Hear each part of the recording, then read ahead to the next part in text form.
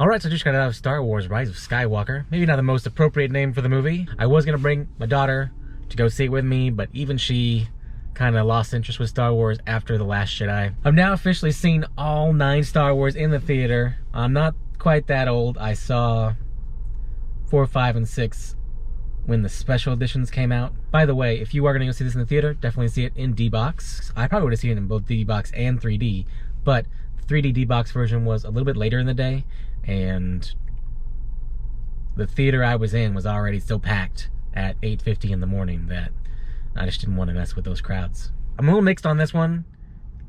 There was, 60-75% of it that I loved. That was perfect. Exactly what I was looking for in a Star Wars movie. But man, there was like 5-10% when I was like, ugh, I wish this was not in this movie. I suppose that's the case with, well, every Star Wars movie since the original trilogy. Emperor Palpatine's alive. He sent out a transmission into the galaxy saying that I'm back. Hey everyone, I'm back. He's been cloned, perhaps. Maybe this is the original Palpatine, and he just survived the fall. Kylo Ren goes to seek him out, and he has, yes, all those Star Destroyers that everyone was making fun of, the copy-paste Star Destroyers. It really lines up well with the EU, or the old EU, which is not canon anymore. Kylo Ren has his face mask welded back together in a way that is dissimilar from the other movies so that you can sell more action figures. The humor could have used a little work this time around. They threw a lot at us. Only about a quarter of it landed, and mostly stuff with 3PO or tiny aliens. There's this really weird sexual chemistry between Finn and Poe. And of course, Finn's always had it for Rey, so there was this odd three-way relationship between them that I think was kind of fun. Poe, when used for laughs, is almost always not funny, because his funny is just repeating. It's when he works in those weird, like, jealousy, sexual moments with other characters, which he does with more people than just Finn. He does with ladies, too. It was a good idea of them to downplay the Rose-Finn relationship that everybody hated. They kind of Jar Jar Binked her. They put her in the background. They gave her way less dialogue while still keeping her in the movie. The best stuff in this movie for me was the Indiana Jones type element where they were trying to uncover this secret planet and they had to go dig up relics and follow old clues and find spaceships that were somehow unmolested in the desert for the last 30 years. That was where this movie really soared for me. The amount of luck that our heroes have is just way too high. Let's just barely get away over and over and over and over again. I did love all those little clones. Were those clones of Emperor Palpatine? Were they just like Force emissions? Just like a whole gallery of just Emperor Palpatines everywhere. That was fun. With that many Emperor Palpatine, it seems like they could have jumped that planet through hyperspace. You know what I mean? So at the end of this movie, Rey sequesters herself in Bruin Owen Lar's old moisture farm that nobody has taken over, apparently, in the last 30 years. It's just kind of filled up with sand. So she's going to dig it out, her and BB-8, and farm some moisture in the desert on Tatooine. She buries her lightsabers. We see her staff was a lightsaber the entire time. Was Rey's staff always a lightsaber? Did she make it into a lightsaber after that? I don't know. And that's how it ends. She's sitting out in the desert waiting for the next movie.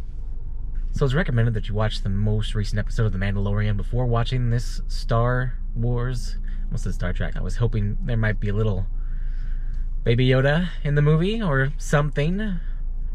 And I'm sure that the bounty hunter ship might have been in that collage of ships that we saw. But I think the really only reason they wanted you to do that is because they introduced a new force power in The Mandalorian that is used multiple times in this movie, probably to excess. And then they kind of reinforce some of the powers they introduced in The Last Jedi, where Force ghosts have the power to affect the real world.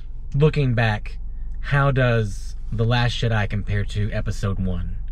I think overall everybody likes Episode 1 better than The Last Jedi.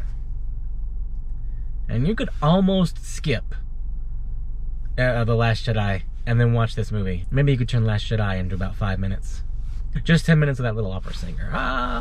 I have to admit, they got me a couple times. I got a little misty with some of the nostalgia. Now, they do a little too much nostalgia bait. They're hitting you over the head with the nostalgia here. There was some good stuff. They finally rectified what has long been a Star Wars nerds issue with the titular Episode 4 A New Hope. And that was that Chewie never got one of the medals. He does get a medal this time. There's not too much Uncanny Valley here. It's not as distracting as it was in Rogue One, but it's still there. You can still kind of tell it looks like a cartoon just a little bit, a few frames of the movie. And there's a couple frames where they're trying to keep Ian McKellen in the shadows, because he doesn't quite look like the Palpatine that we expect him to look like. He's got the voice down, though. I do enjoy that deep Emperor evil voice. But really, the whole time that I was watching this, I was kind of thinking that I wish that I was watching The Mandalorian. That's what I want in Star Wars. I don't need the Star Wars anymore. I just need more in the galaxy far, far away. I'm going to be buying it. Ideally, I'll be buying it in 3D, probably from Amazon.co.uk. So going back and forth on this one, I'm going to have to say it's about a 3.5 out of 5, with the caveat that you could have cut 5-10 minutes and made it a 4 out of 5. There was just a few things in there that were just hitting you over the head. Don't go in with high expectations. I think after The Last Jedi, that's not going to be a problem for pretty much anyone. And that's all I got. Hope I can edit this into something that looks like a review. Thanks for tuning in, and have a great day.